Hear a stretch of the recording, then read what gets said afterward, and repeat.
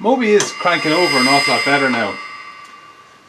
So I've had a bit of time to think about it, and I want to have a little look at the fuel supply.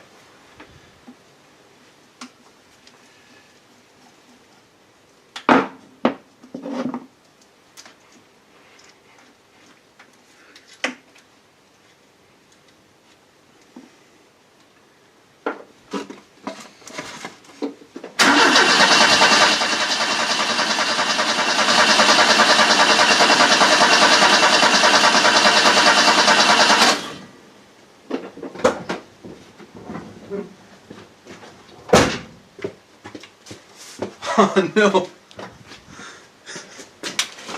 It's like Lucas said. Oh, no wonder I wouldn't run. Oh, no way. So I must have a rusty fuel tank.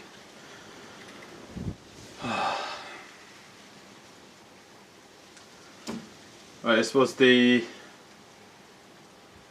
what happened is when I first ran the car, I poured petrol into it and ran it.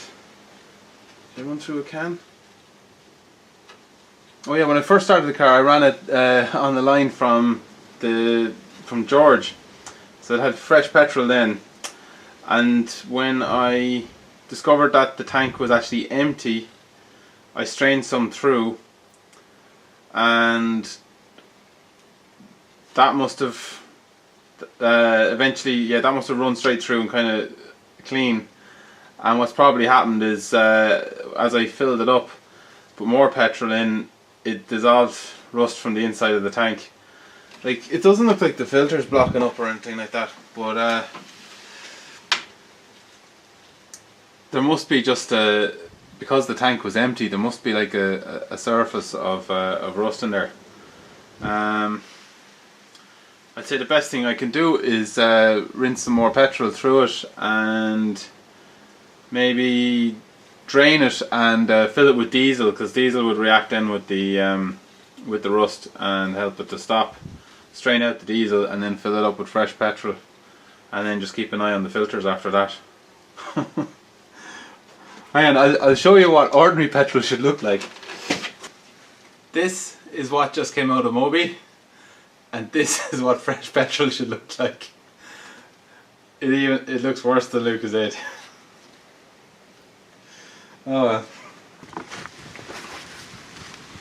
Just have to undo this Jubilee clip, and then I catch Moby's petrol in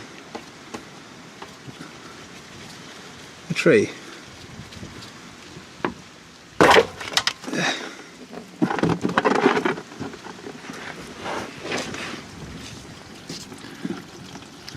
That is very cloudy petrol.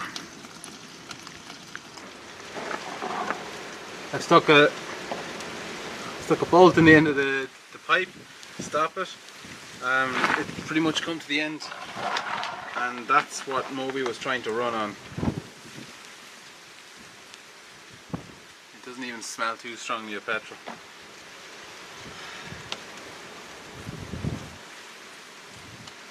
So I'm going to fill up the tank with diesel and then rinse it through.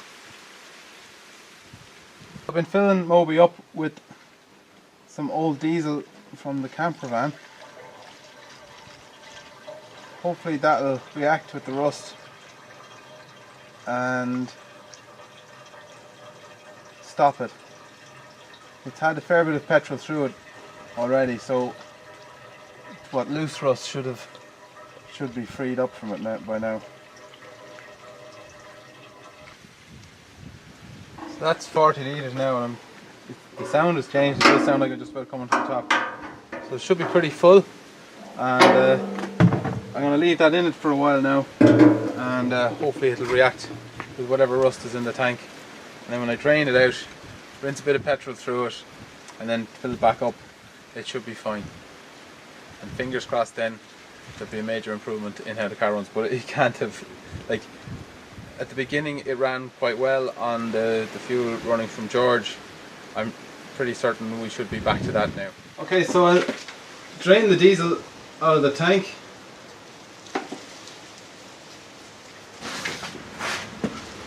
and hopefully that'll have done its job.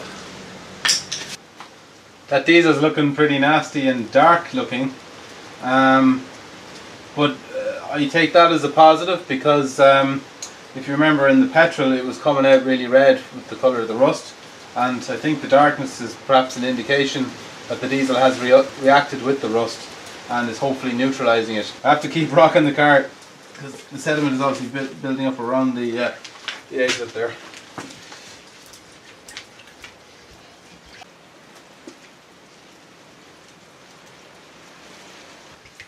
We seem to be coming to the end of that there now.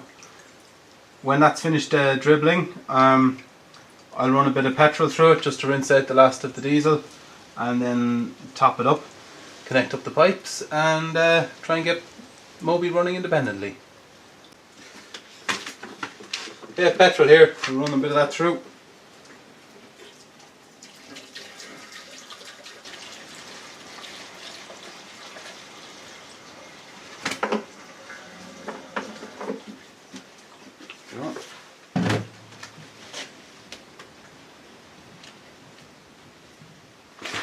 Okay, so I'll connect this pipe back up underneath.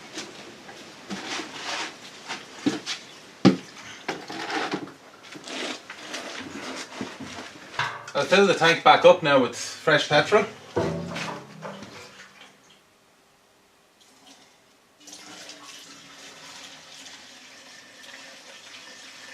While the tank was full with diesel, I did a little bit of work on the carburetor and actually swapped them over. And that's the subject of another video. So this should fire when petrol gets through to the carb.